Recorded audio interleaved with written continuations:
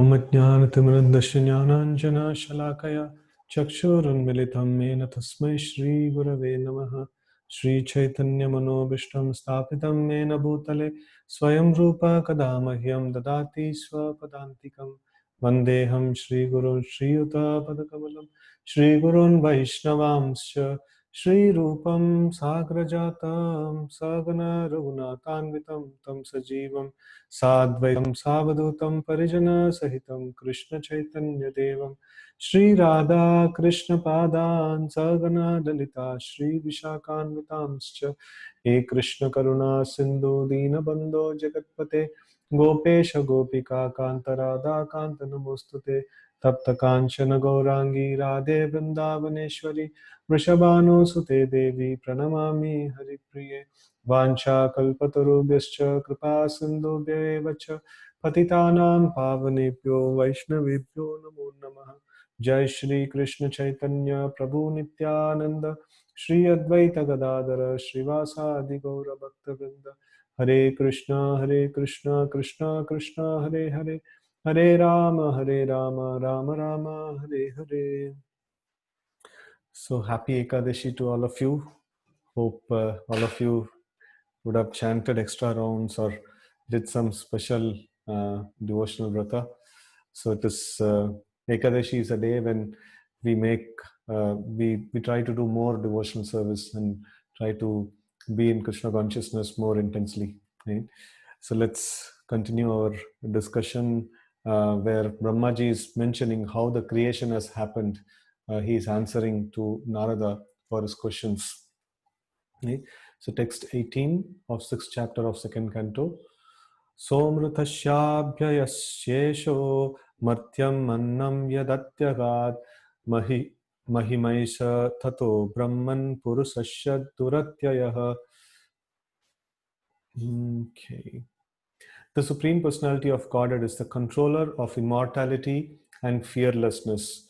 He is transcendental to death and the fruitive actions of the material world. O Narada, O Brahmana, it is therefore difficult to measure the glories of the Supreme Person. Yeah. Okay, purport. The glories of the Lord in the transcendental 75% of Lord's internal potency are stated in the Padma Purana Uttarakanda. So 75%, why it is mentioned 75%? So in the last purport, we discussed about the Tripada Vibhuti and Ekapada Vibhuti. That means the Vibhuti means opulence. So out of 4 portions, the 3 portions of Vibhuti or opulence of the Lord is the Vaikuntha Loka, and Ekapada Vibhuti means the one portion in the 4 portions, like one portion of existence is the material world. So that is why here it is used 75% means the Vaikuntha Lokas. So, and the 25% is the material world. So, and there, no Lord's, it is all functioning by the internal potency of the Lord or Antaranga Shakti, and the material world is functioning based on Bahiranga Shakti, external potency of the Lord. Right? So it is in the Padma Purana, it is said there that those planets in the spiritual sky, which comprises the 75% expansion of internal potency of the Lord, are far, far greater than those planets in the total universe. Total universe is composed of external potency of the Lord. In Chaitanya Charitamrita, the total universes in the external potency of the Lord are compared to a bucket full of mustard seeds. One mustard seed is calculated to be a universe itself. If in one of the universes in which we are now living, the number of planets cannot be counted by human energy. And so how can we think of the sum total in all the universes, which are compared to a bucket full of mustard seeds? Right? And the planets in the spiritual sky are at least 3 times the number of those in the material sky. Such planets, being spiritual, are in fact transcendental to material modes. Therefore, they are constituted in the mode of unalloyed goodness only.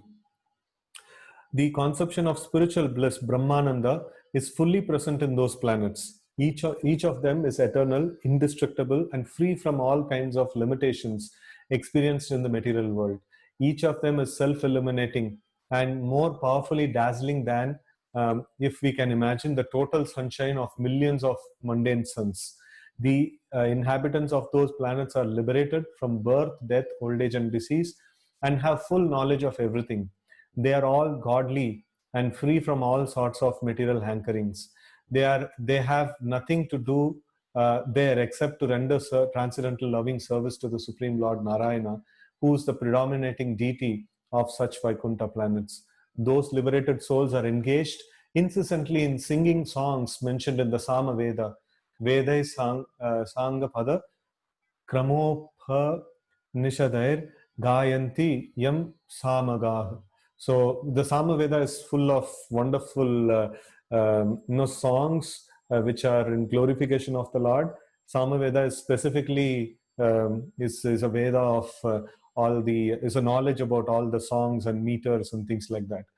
So all of them are personifications of the five Upanishads. That means the normal song what the residents of Vaikuntha Loka they sing, it's a personification of all the Upanishads. No, that's how rich in their composition it is. Tripada Vibhuti, or the 75% known as the internal potency of the Lord, is to be understood as the kingdom of God far beyond the material sky. And when we speak of Pada Vibhuti or Ekapada Vibhuti, or that is 25% comprising of his external energy, we should understand that this refers to the sphere of material world. It is also said in Padma Puran that the kingdom of Tripada Vibhuti is transcendental, whereas Pada Vibhuti is mundane. Tripada Vibhuti is eternal, whereas Ekapada Vibhuti is transient.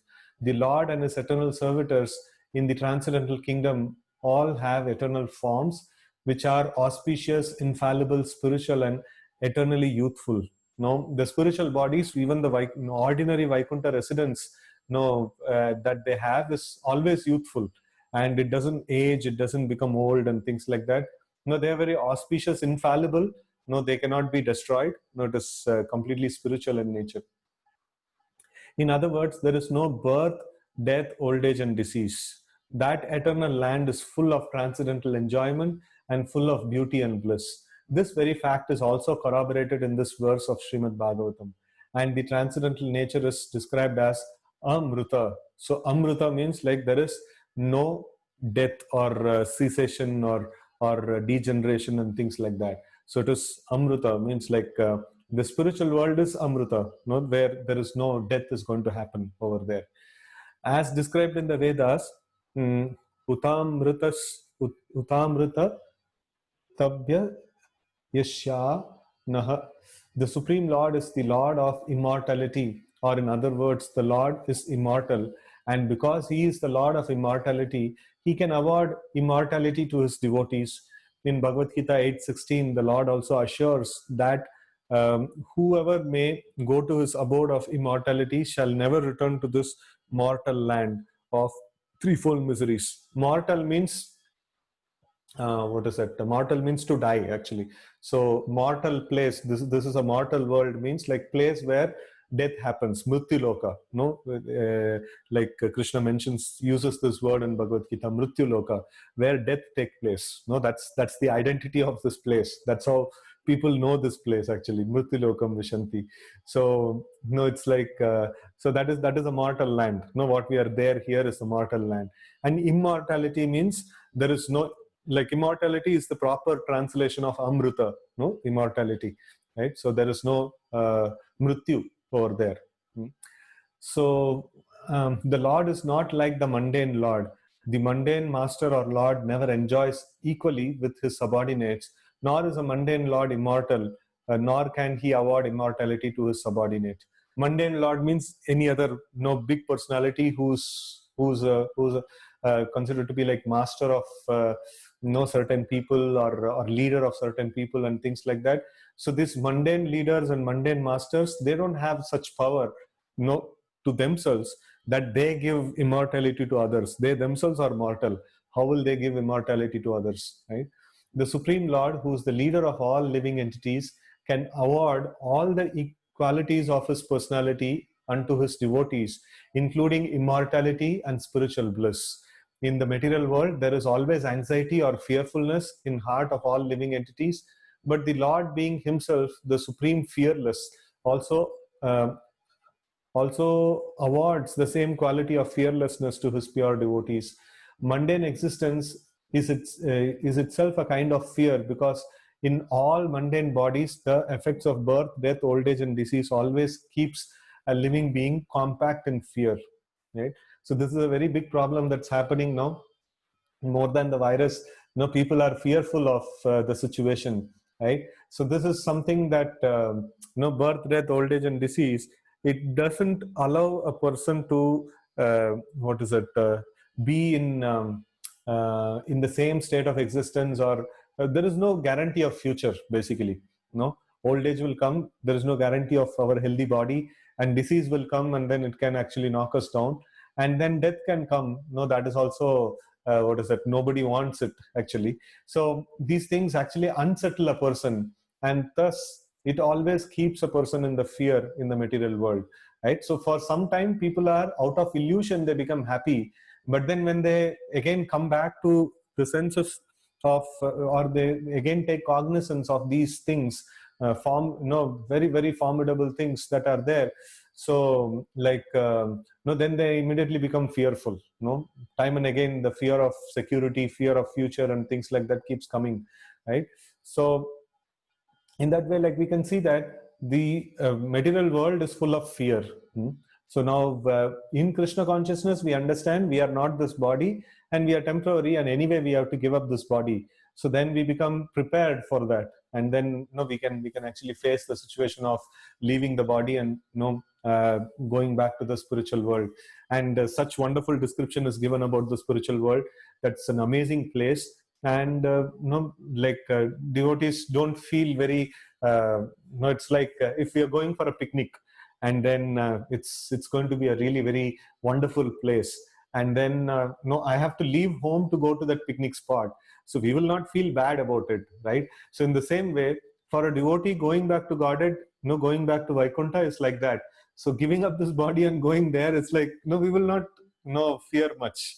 Or in fact, if you are living in a small house, and then somebody is offering you a bungalow to stay in, and you will not mind leaving the small house and go and stay in the bungalow. So in the same way, like, for a devotee, quitting the body means, this body has been giving us so much of pain, all through the life. And quitting the body means, like, is a jubilation for a devotee. For a non-devotee, it is mentioned, it is 40,000 scorpions biting at the same time. That's the pain that they undergo while death.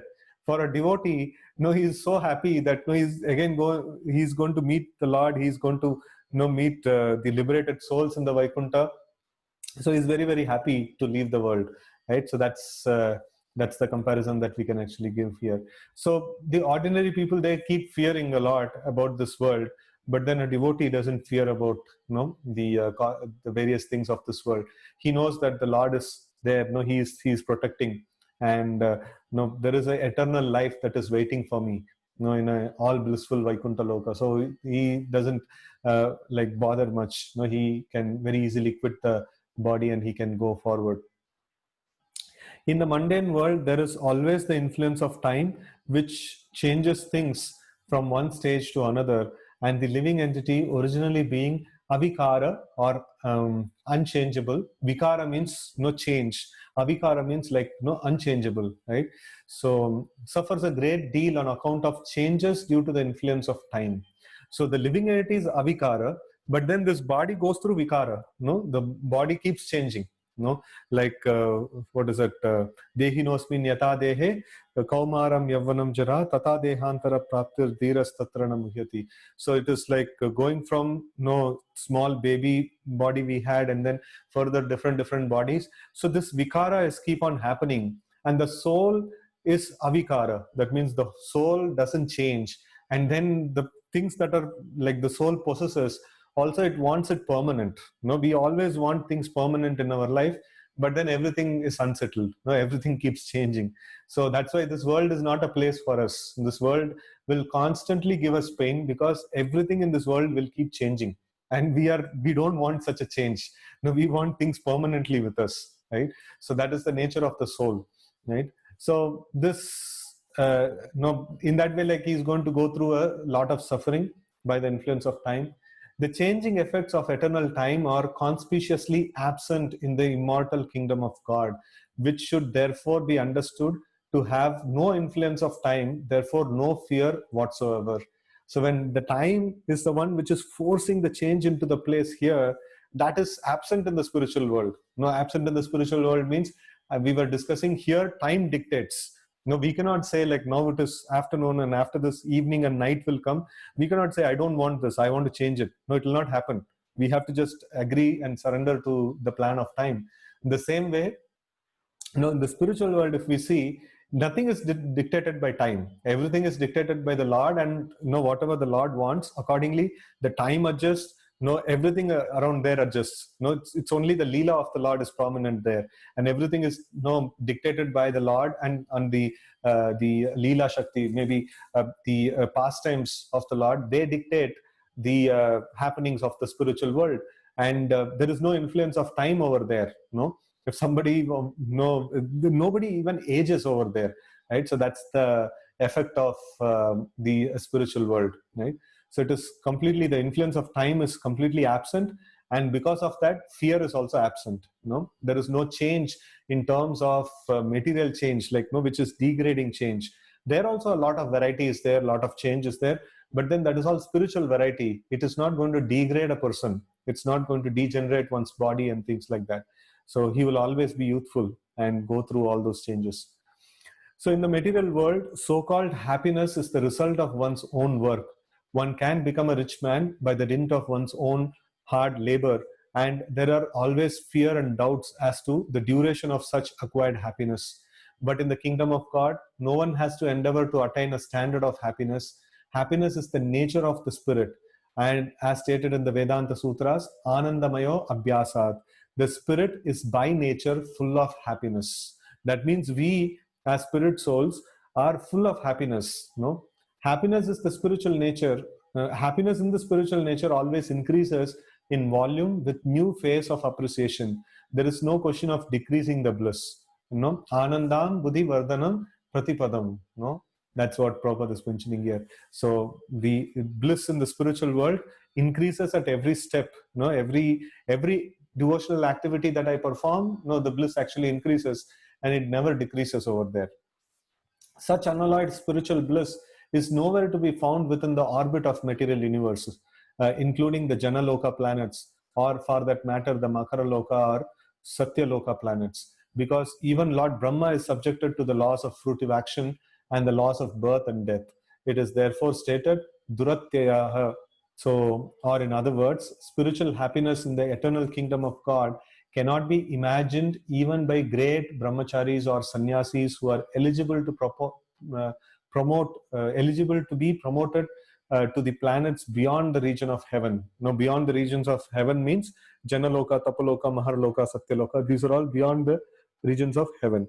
Heaven means Bhu, Bhuvar, and Swarga. So this is the middle 3 planetary systems out of the 14 planetary system.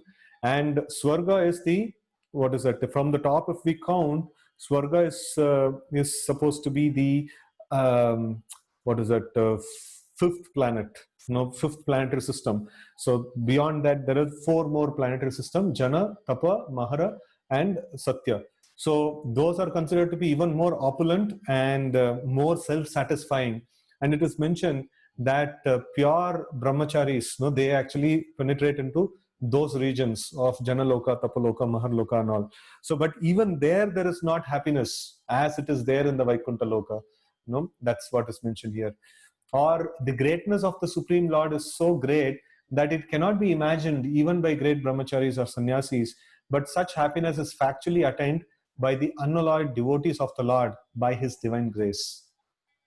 Okay, text 19. Padeshu sarva bhutani pumsasthiti pado viduhu amritam shemam abhayam trimur no dhyayi murdashu. The Supreme Personality of Godhead is to be known as the supreme reservoir of all material opulences by the 1/4 of His energy in which all the living entities exist. Deathlessness, fearlessness, and freedom from anxiety of old age and disease exist in Kingdom of God, which is beyond the 3 higher planetary systems and beyond the material coverings. So an idea of the spiritual kingdom is given, and these are all the words which, the slokas which can actually give us that confidence that there is a place of deathlessness, there is a place of fearlessness, and there is a place which is completely free from all anxieties.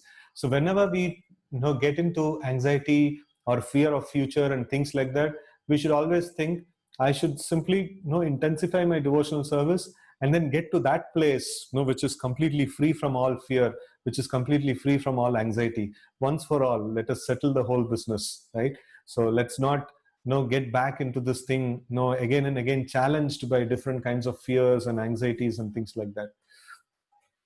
Purport: out of the total manifestation of Sandhini energy of the Lord, 1/4 is displayed in the material world, and 3/4 are the displays are displayed in the spiritual world.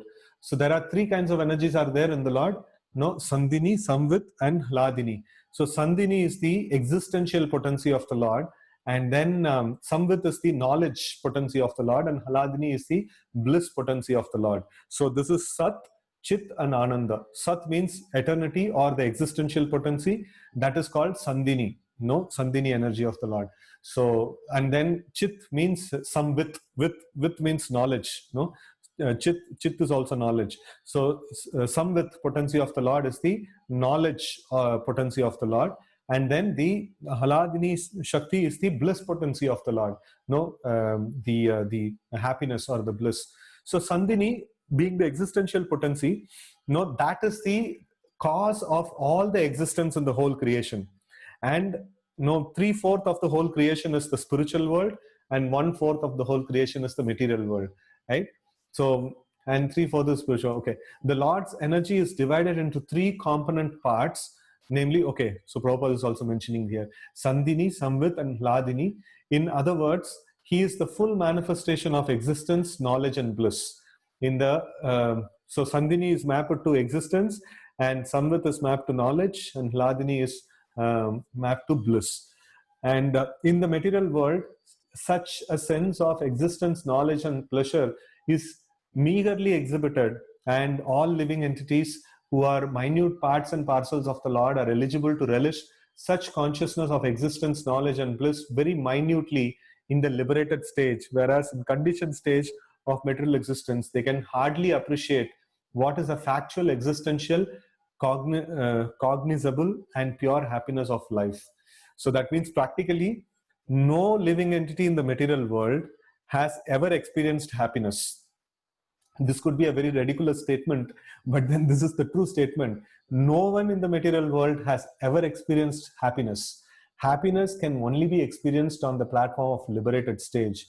And what we experience as happiness in the material world is just a differential difference between one suffering and another suffering. That's what is called as happiness in the material world, right? So I always used to give this example of now we are happy bringing tanker water and maybe even tap water and things like that and all.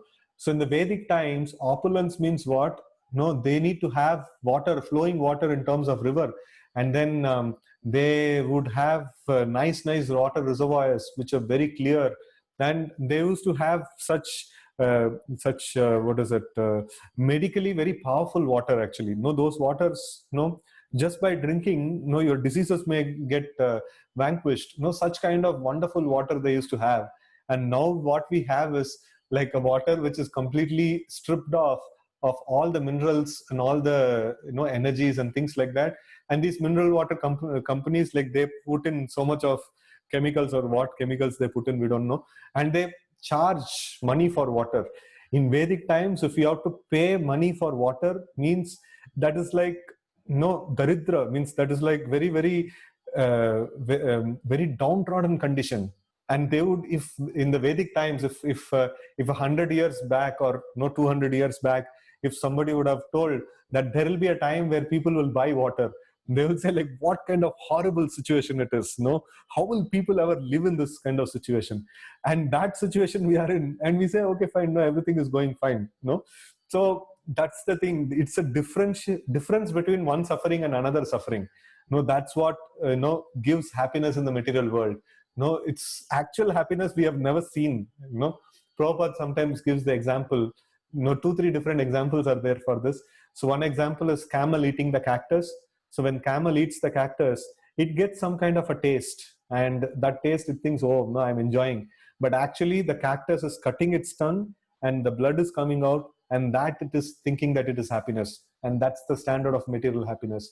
There is another example which Srila Prabhupada gives, is that prisoner in the previous times, prisoners used to be taken to the water body, and they will be caught from their head. Their hair would be caught tightly, and then they'll be dunked into the water. And when they are completely suffering to have breath and they're almost about to die, that time they'll be taken out, and they will feel a little bit of they are able to breathe now a little bit, and that appears to be a great happiness. So in the same way, in the material world, the gap between two extreme sufferings is considered to be happiness, right?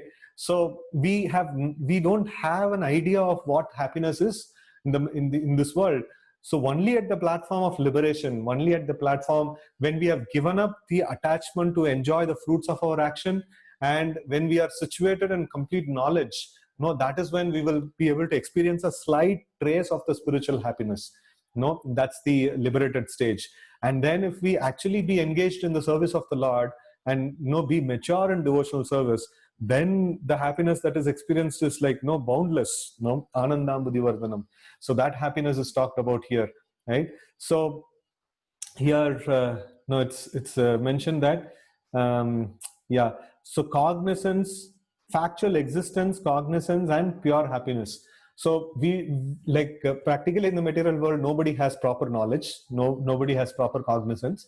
They have they think this material body to be their self, and they make the body and the things connected to the body as so important in their life, and literally they don't have any cognizance. Literally they don't have any proper cognizance or knowledge. So knowledge means to have a proper idea that I am a spirit soul and I am not this material body, and all the things connected to the material body, which may be my bank balance, my house, and my relatives and things like that, one day I may have to leave and go. I will have to leave and go. So all these things, and they would not develop so much of attachment to all these things.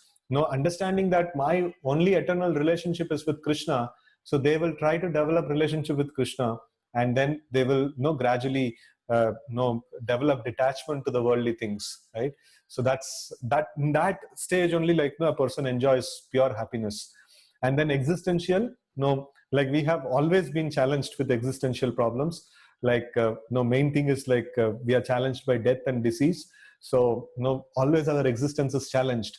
So in the material world, we have existential problem, we have problem of cognizance, we have problem of happiness. So we are in the material world, we are asat, achit, and nirananda. That's the position of the material existence.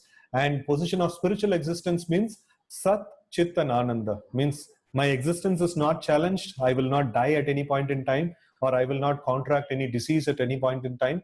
That's the spiritual life in the spiritual world. And sat and chit means I have complete cognizance of things, and then ananda means I'm blissful in my existence. So these are all the qualities of the spiritual world, right?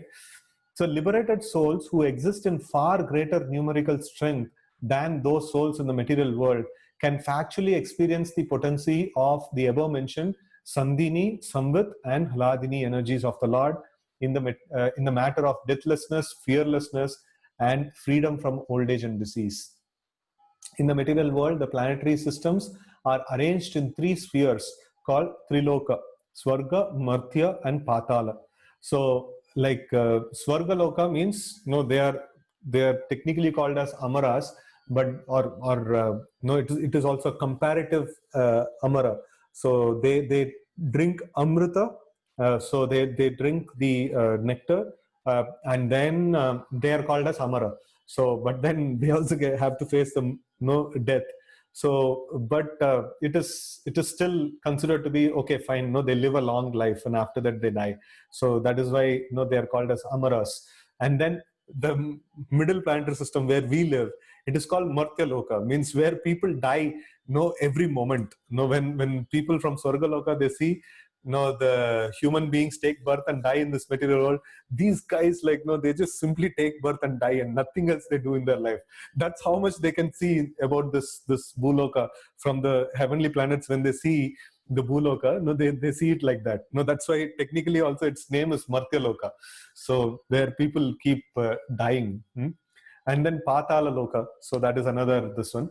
So Patala Loka is far better than the in terms of existential scenarios. Patala Loka is far better than the Bhuloka, because the Bhagavatam in the 5th canto, it describes the Patala Lokas as Bilva Surga, or the heavenly planets, subterranean heavenly planets. That's the name that is given for Patala Lokas. Atal, Vital, Talatal, Mahatal, and things like that. So they have a long duration of life, they have enjoyment and things like that, but their enjoyment is on the grosser level. That's this one. So they enjoy grossly. And then in the heavenly planets, they enjoy in a subtle level. They enjoy music, they enjoy knowledge, they enjoy different kinds of things in the subtle platform. And in the lower planetary systems like Atal, Vital, Talatal, Sutal and all, so they will enjoy things in a very gross way. Very gross levels of enjoyment is there in the lower planetary systems. So in the middle, we have a balanced this one. We have a balanced enjoyment of both kind of things are there in the middle planetary systems, right? So all of them constitute only 1/4 of the total Sandhini energy. Sandhini is the existential potency, and all the lokas put together and all the universes put together is only 1/4 of the Sandhini energy. Beyond that is the spiritual sky, where the Vaikuntha planets exist beyond the covering of the 7 material stratas. In none of the Triloka planetary systems, can one experience the status of immortal. In none of the Triloka planetary systems, can one experience the status of immortality, full knowledge, and full bliss. That means no Swarga, Martya, and Patala, wherever it be, there is no freedom from all these things, no mortality, knowledge, no ignorance and suffering. The upper 3 planetary systems are called Sattvika planets because they provide facility for a long duration of life and relative freedom from disease and old age, as well as a sense of fearlessness. So these are all there in the upper planetary systems, but they are not completely devoid of them. They are more or less, they are better than the middle planetary system, middle and lower planetary systems. The great sages and saints are promoted beyond the heavenly planets to Makaraloka, but that also is not the place of complete fearlessness, because at the end of one kalpa, the Makaraloka is annihilated and the inhabitants have to transport themselves to still higher planets. Yet even on these planets, no one is immune to death. There may be a comparative extension of life, expansion of knowledge, and sense of full bliss. But factual deathlessness, fearlessness, and freedom for old age, disease, etc. are possible only beyond the material sphere of coverings of material sky. Such things are situated on the head, Adai Murdashav. So that means it is beyond the material sky, and in the Virata Purusha, which is being described here. So it is above the head of this one, above the head of the Virata Purusha is the spiritual sky. That's what is mentioned here. Okay, so text 20, Padastrayo, just a minute. Padastrayo bahis chasan aprajanam ya ashramah antastri lokyastva aparo grihamedo abrahad vrataha. The spiritual world, which consists of 3/4 of Lord's energy, is situated beyond this material world, and it is especially meant for those who will never be reborn, others who are attached to family life and who do not strictly follow celibacy vows must live within the three material worlds. Purport. The climax of the system of Varnashram Dharma or Sanatana Dharma is clearly expressed here in this particular verse of Srimad Bhagavatam. The highest benefit that can be awarded to a human being is to train him to be detached from sex life, particularly because it is only due to sex indulgence that the conditioned life of material existence continues birth after birth. No, that is why it is called as Maithuna Agara. That means the jail which is made of sex desire. So the Lord creates this world, and this world is called as a jail. And what is the bars in this jail? No, how is the living entities are kept within the jail? No, he just creates man and women, and then both of them get like attached to each other, and then nobody wants to go out of this world.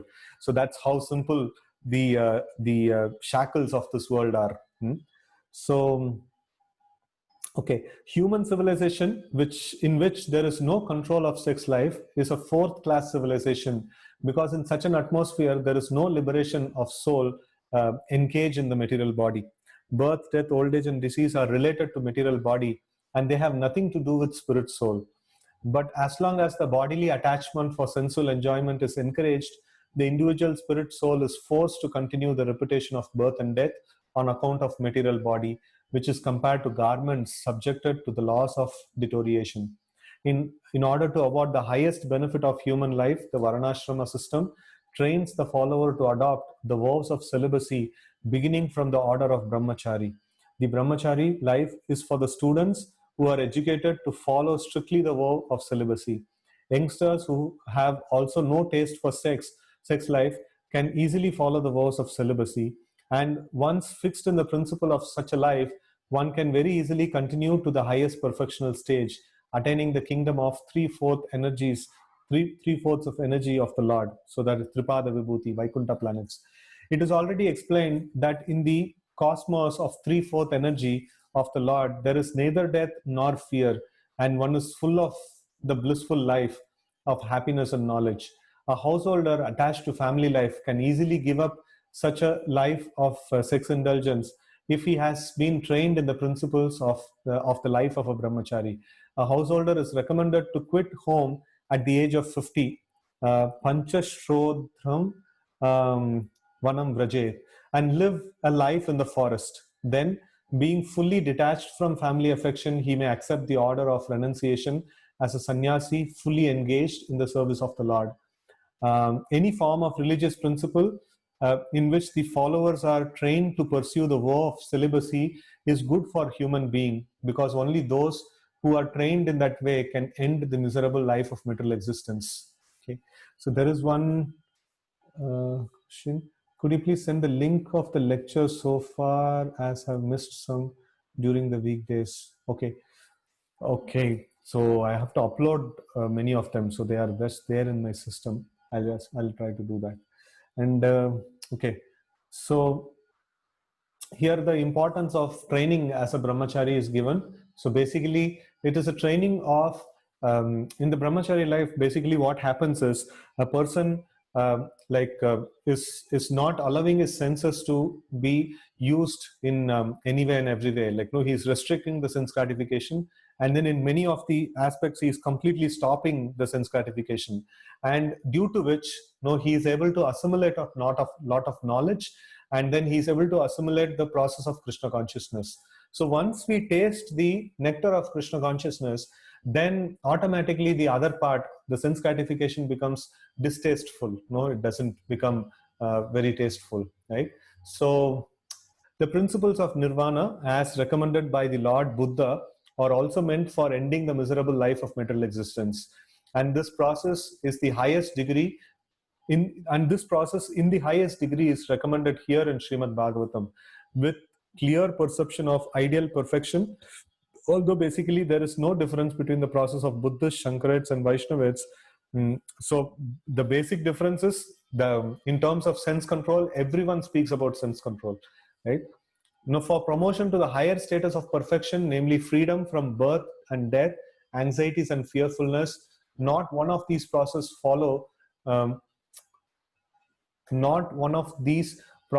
allow the followers to break the vow of celibacy.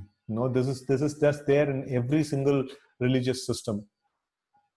The householders and the persons who have deliberately broken the vow of celibacy cannot enter into the kingdom of deathlessness.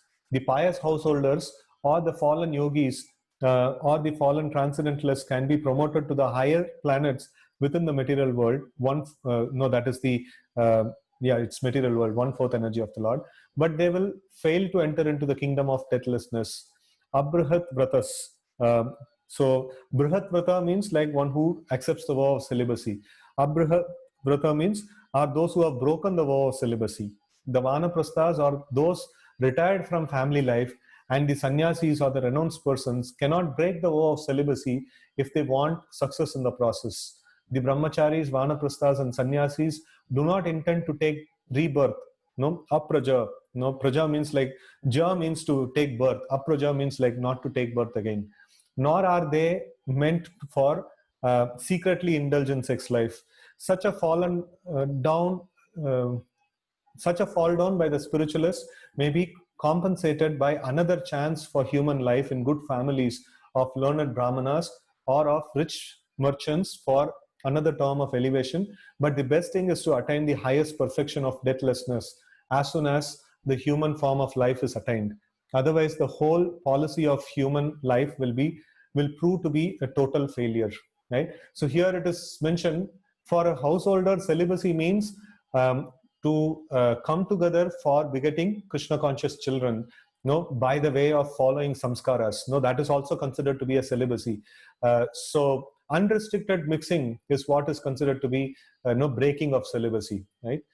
So and also, like it is mentioned that like at the age of 50 one must take sannyas. So if we see or one must take vanaprastha. So that is a very technical principle. That means in the Vedic system, everything was timed. So at the age of 20 to 25, people would get married.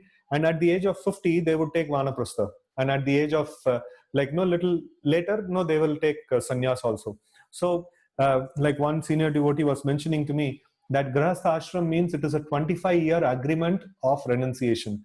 So I am entering into this ashram agreeing upon that after 25 years, I'm going to renounce. It's just a known this one. So that's the proper Grahastha ashram, means renunciation after 25 years. So one of his Lord Chaitanya was very strict in advising his followers in the matter of celibacy. In fact, Lord Chaitanya told Vairagya Vidya Nija Bhakti Yogam. Like the real principles of bhakti can be understood only by a Vairagi, a person who is celibate. One of his personal attendants, Chota Haridas, was severely punished by Lord Chaitanya because of his failure to observe the vow of celibacy. For a transcendentalist, therefore, who at all wants to be promoted to the kingdom beyond material miseries, it is worse than suicide to deliberately indulge in sex life, especially in the renounced order of life. Sex life in the renounced order of life is the most perverted form of religious life, and such a misguided person can only be saved if by chance he meets a pure devotee. It is mentioned, actually the scriptures tell a very, very harsh word for a person, renounced person, engaging in sex life. It is like, it calls it as vantasi. Vantasi means one who eats one's own vomit. That means one who has given up the family life and then he has taken to a life of sannyas and things like that, and then he again engages in the sex life. So that means he is eating his own thing, what he has rejected in the past. That's the this one language that the scriptures use. So it is a very, very this one serious thing. And that is why in Kali Yuga, like it is sannyas and renounced order of life is not very much encouraged, because people cannot hold on to that kind of principle so strongly. That is why it is not very much encouraged. So if people live a nice householder life, and then if they indulge in sex only for begetting Krishna conscious children and properly following the samskaras and things like that, so then it is very then that is also a life of celibacy. So that is better than the renounced order of life. So text 21. Stri vichakrame vishwan sashana nashane ube yadda vidya cha purushastu yashashrayah. By his energies, the all-pervading personality of Godhead is thus comprehensively the master in the activities of controlling and in the devotional service.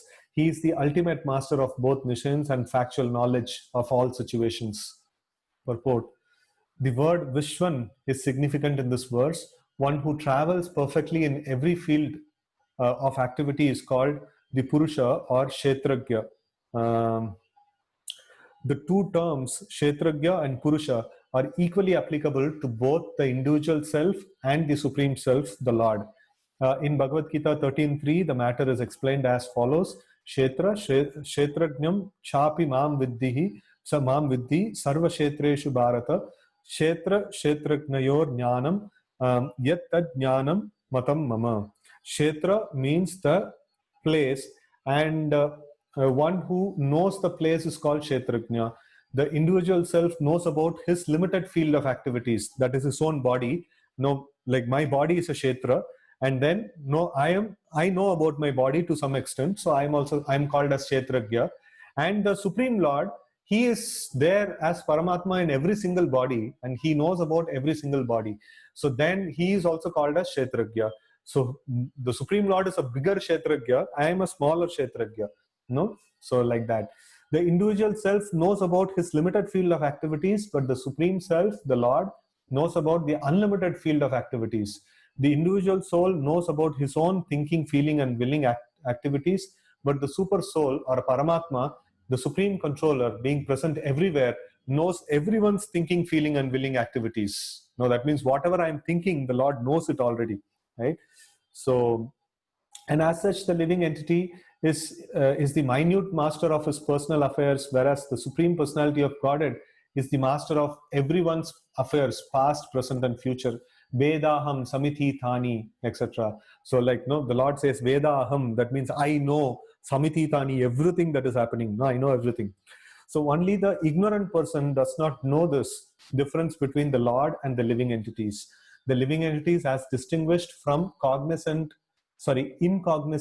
matter, may be qualitatively equal with Lord in cognizance. That means the matter is incognizance. The matter doesn't have any consciousness or cognizance, right? So, but then I have cognizance, so Lord has cognizance. So I am equal to the Lord in quality in the matter of possessing cognizance, right? But the living entity can never be equal to the Lord in full knowledge. The quantity of cognizance cannot be the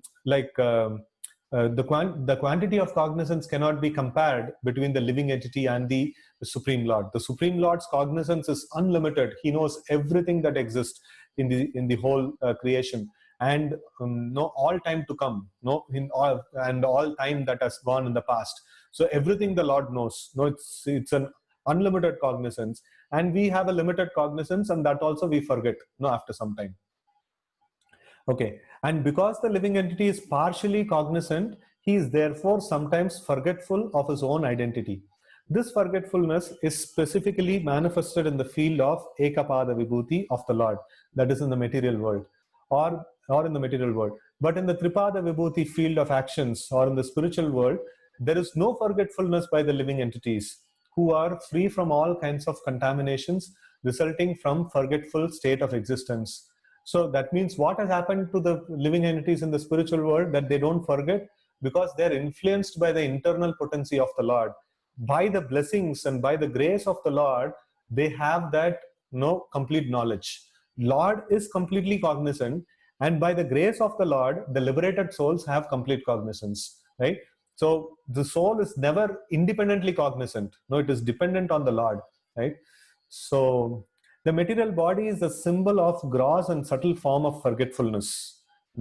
Therefore, the whole atmosphere of the material world is called avidya or nescience, whereas the whole atmosphere of spiritual world is called vidya or full of knowledge. There are different stages of avidya, and they are called dharma, artha, and moksha. The idea of moksha or liberation held by monist in the matter of oneness of the living entity and the Lord by ultimate merging in one, is also the last stage of materialism or forgetfulness. Knowledge of qualitative oneness of the self and super self is partial knowledge and ignorance, also because partial knowledge and ignorance, sorry, I lost the context. Knowledge of the qualitative oneness of the self and super self is partial knowledge, and ignorance also because there is no knowledge of the quantitative difference as explained above. Okay, so this is our current state is simultaneous knowledge.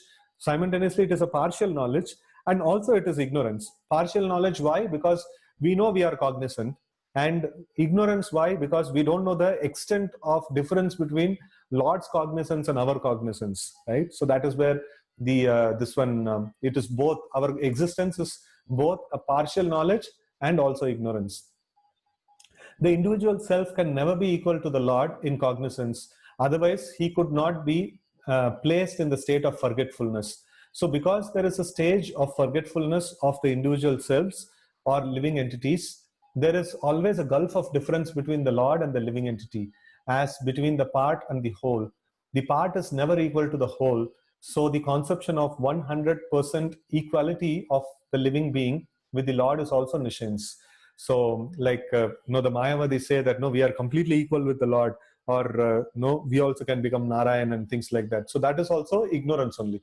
So that means, no, I'm thinking that one day I can become equal with the Lord in all respect. So that is complete ignorance. I can never become like Lord. I can only be a small servant of the Lord. In the field of nescience, activities are directed towards lording it over creation.